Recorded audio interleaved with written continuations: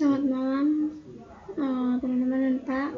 Perkenalkan, nama saya Tamalan Sersana Tufi dengan NIM 20030300108, kelas C semester 1, program studi sosiologi, Fakultas Ilmu Sosial dan Politik, Universitas Nusa Cendana.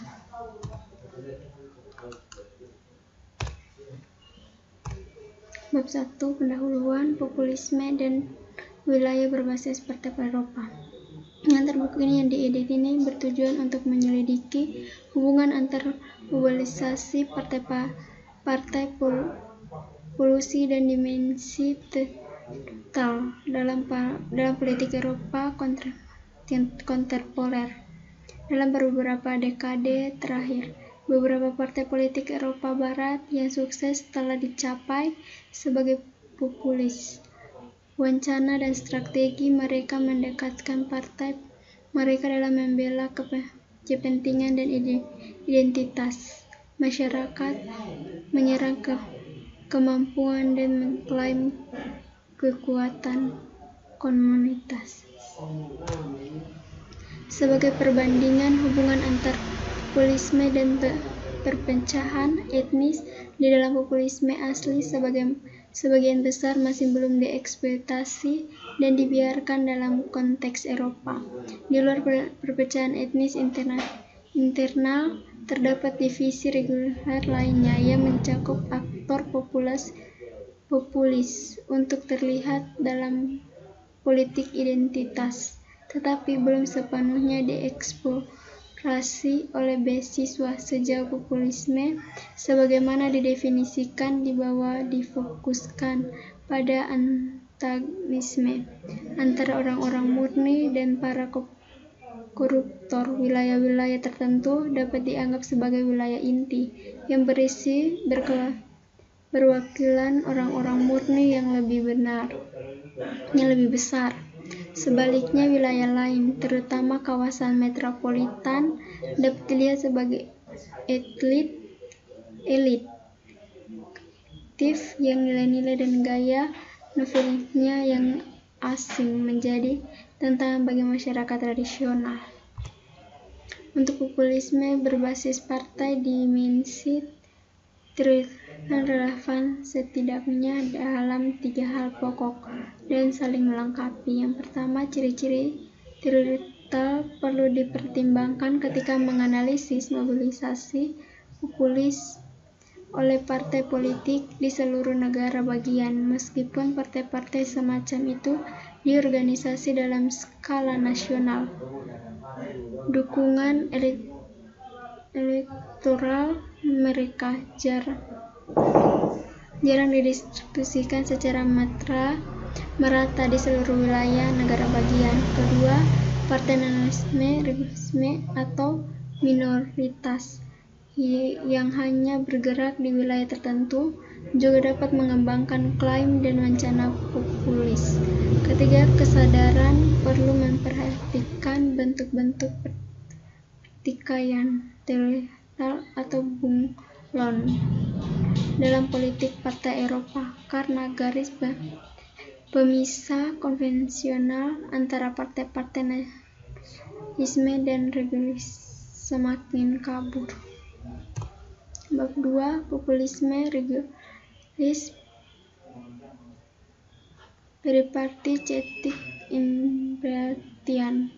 Populisme bukanlah fitur aktif dalam partai nasional di seluruh negara bagian dan atau mayoritas partai liberalisme atau nasional minoritas.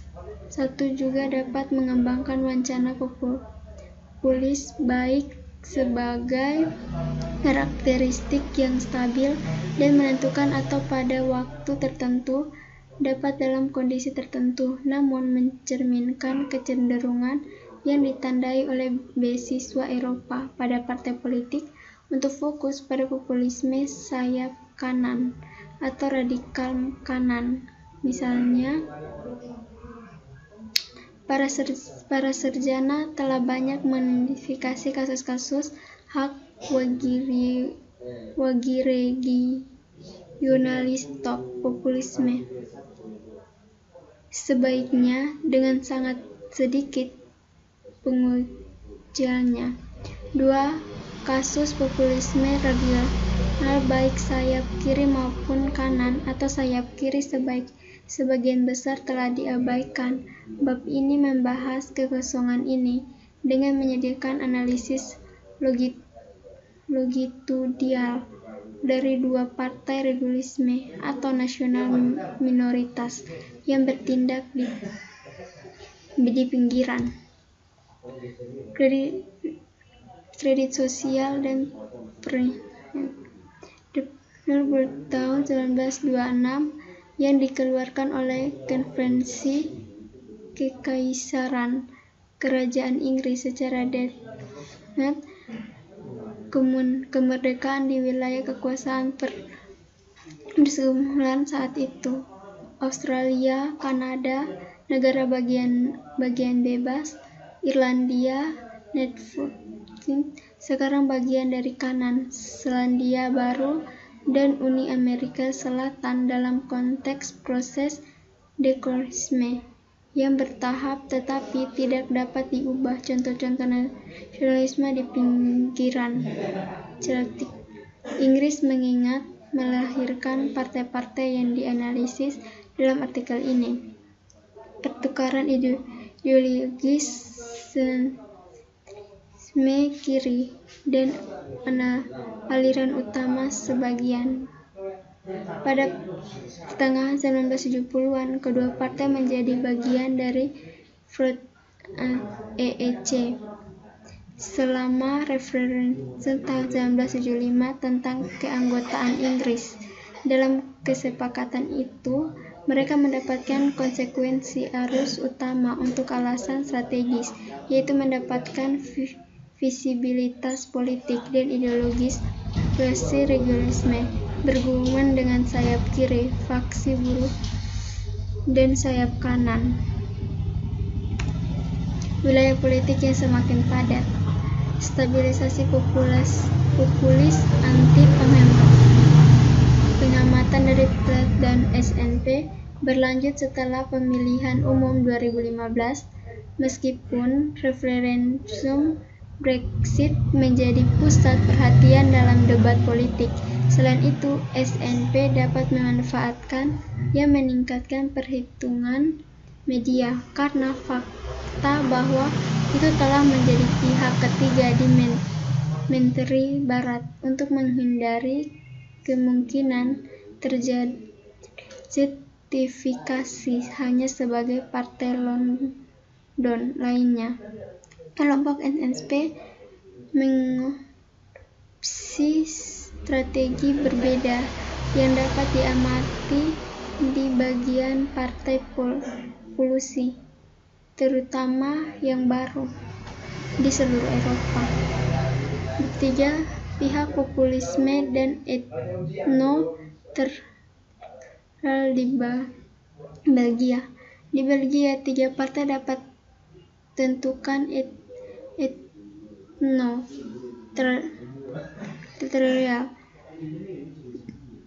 memang kursi di Dewan Perwakilan Rakyat Belgian, tingkat kekuasaan di mana mereka memilih sejumlah keluhan Demokrat atau hanya ingin melihat menghilang. Hal ini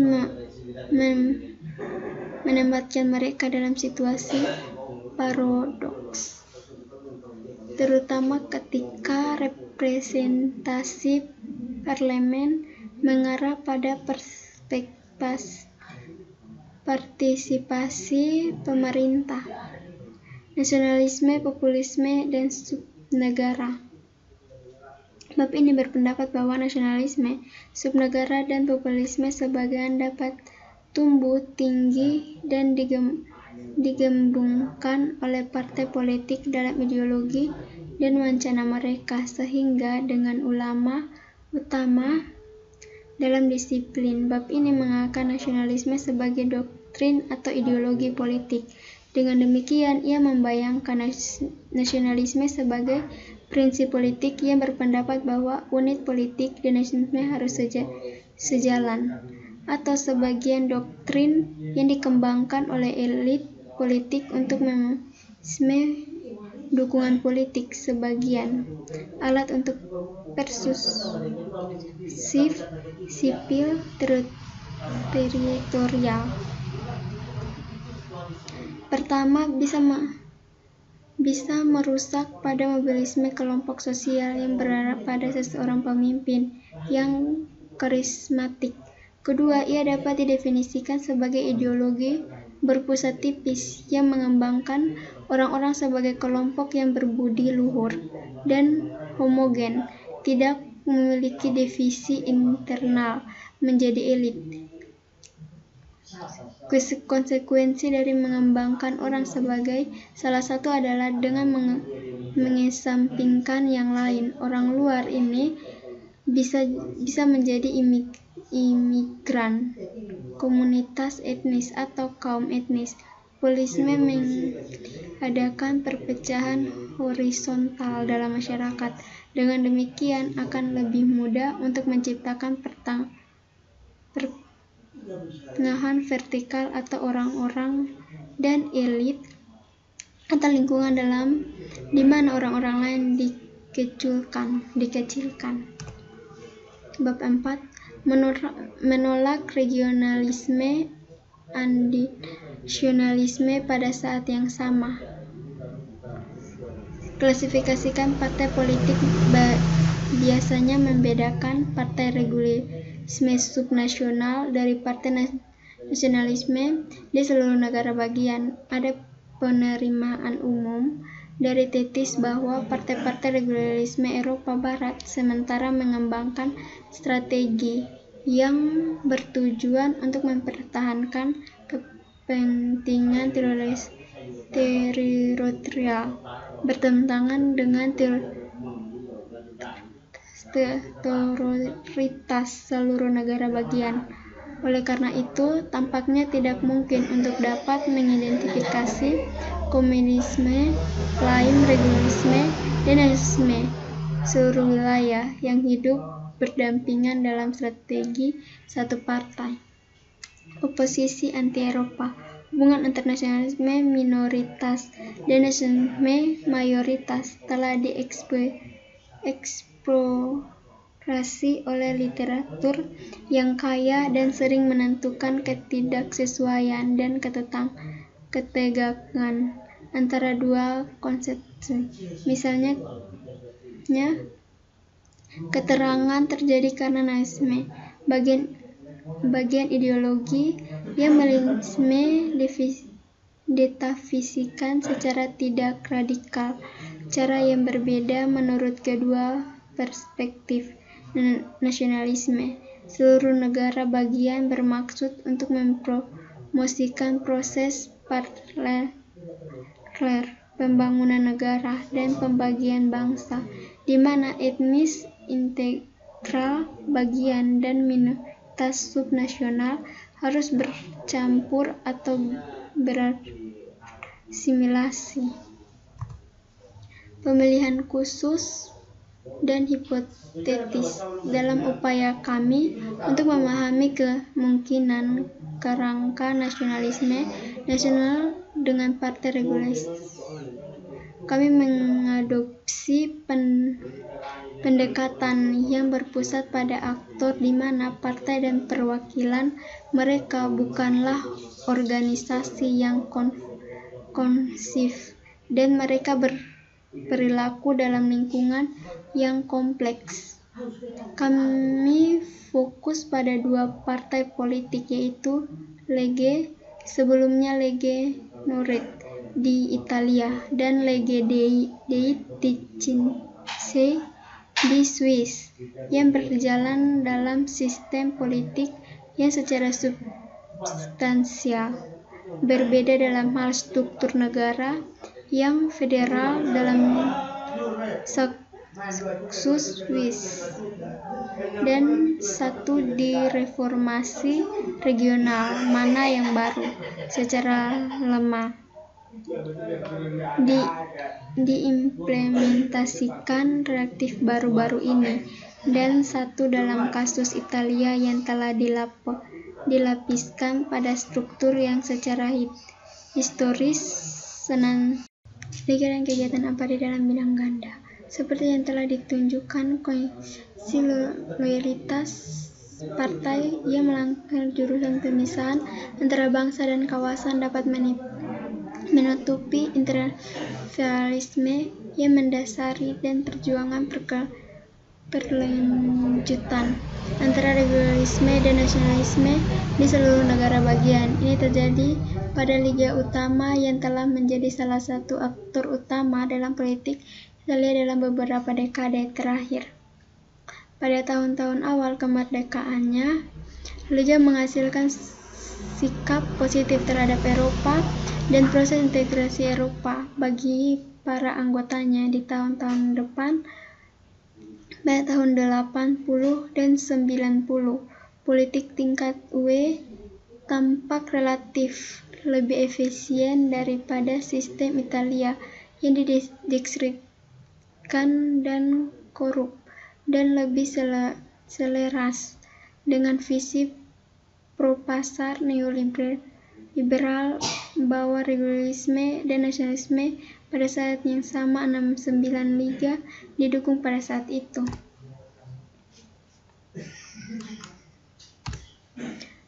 Bagian ganda sebagai warisan. Tanpa ragu, Lega dan DITC atau LT telah menjadi partai regionalisme sejak didirikan pada tahun 1991 di bagian selatan Swiss. Latar belakang idealisme secara tradisional menentukan perpecahan pusat pinggiran, menekan pusat nasional. Sebagian tidak dapat menghormati harapan Ticino, kanton berbahasa Italia di Swiss Selatan, dalam hal kemakmuran ekonomi identitas. Dengan platform pemilu pertamanya, LT mengancam kurangnya dukungan finansial dari otoritas nasional pusat, upaya diskriminatif untuk pegawai publik federal yang berlokasi di Ticino, dan akses transportasi yang terbatas ke seluruh wilayah.